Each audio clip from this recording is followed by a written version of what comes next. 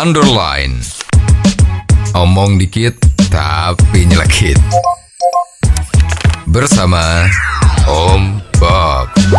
Temukan di channel YouTube Om Bob Indonesia. Om Bob, Presiden Prabowo Subianto melempar wacana kepala daerah dipilih oleh DPRD untuk efisiensi dana. Bagaimana Om Bob menggarisbawahi masalah ini? Ya, rasanya kok luar biasa ya. Presiden Prabowo ini memang tegas. Kalau dia udah punya niat, dan niat itu positif bagi negara, itu langsung ngomong ya. Kita lihat kemarin di dalam, kalau nggak salah itu upacara peringatan HUT ke-60 dari Golkar ya.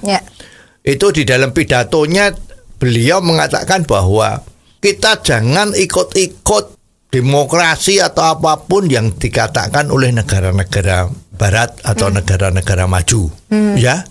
Karena itu belum tentu cocok dengan di Indonesia. Nah, terutama beliau menyoroti bahwa pilkada yang sekarang ada ini kan kemarin serentak kan, ada 370 wilayah atau apa itu kan, itu duitnya berapa ya?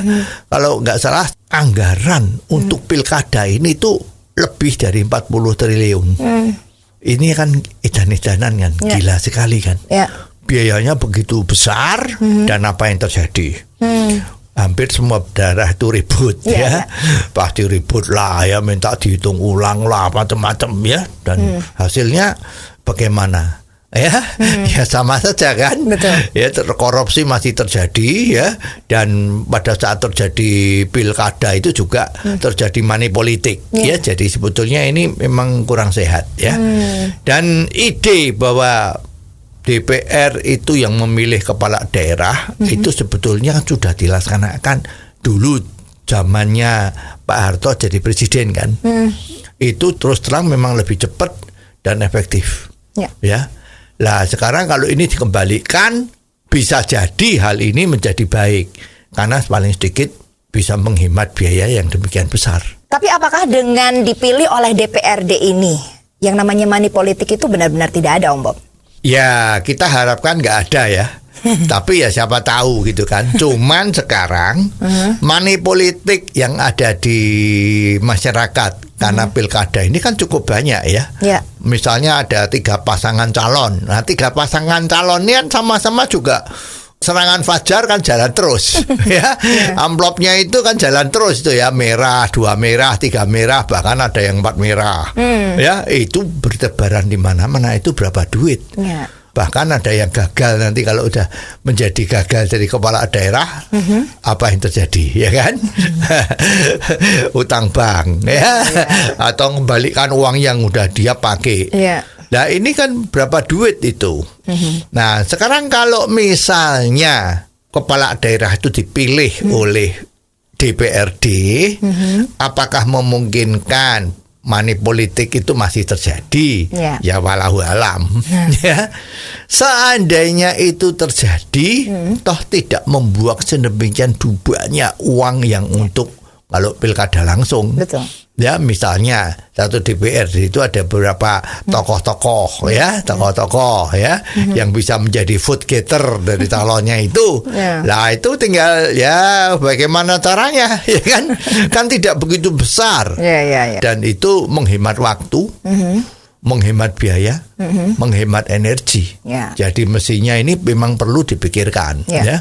Bahkan menurut beliau kan sudah memang terjadi di Malaysia, di Thailand ya, itu kan semua pemilihannya untuk kepala daerah juga melalui DPRD.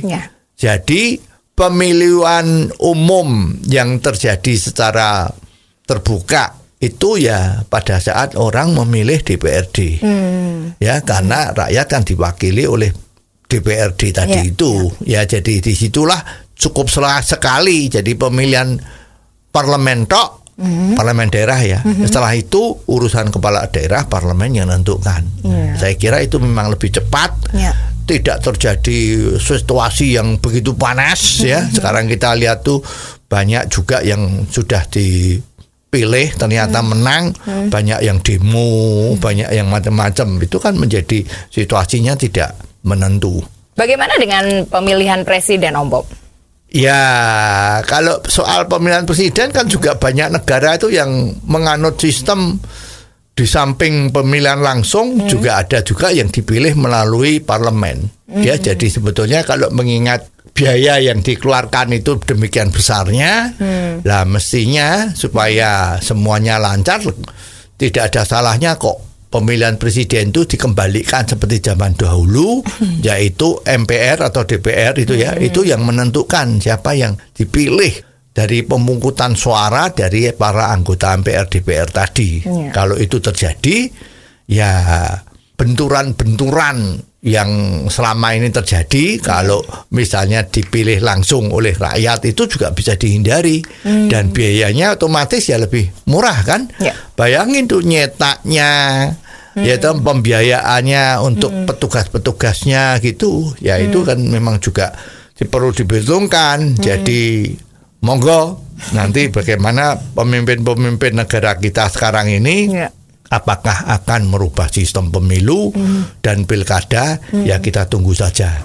Mana yang dipilih oleh pemerintah, ya saya kira itu wajib kita hormati dan dijalanin dengan baik. Oh, jadi begitu ya Om Bob. Jelas deh sekarang. Terima kasih Om Bob untuk waktunya. Sampai ketemu lagi di waktu yang akan datang. Underline. Omong dikit tapi nyelekit. Bersama Om Bob. Jika Anda suka dengan channel ini, jangan lupa subscribe, like, dan komen.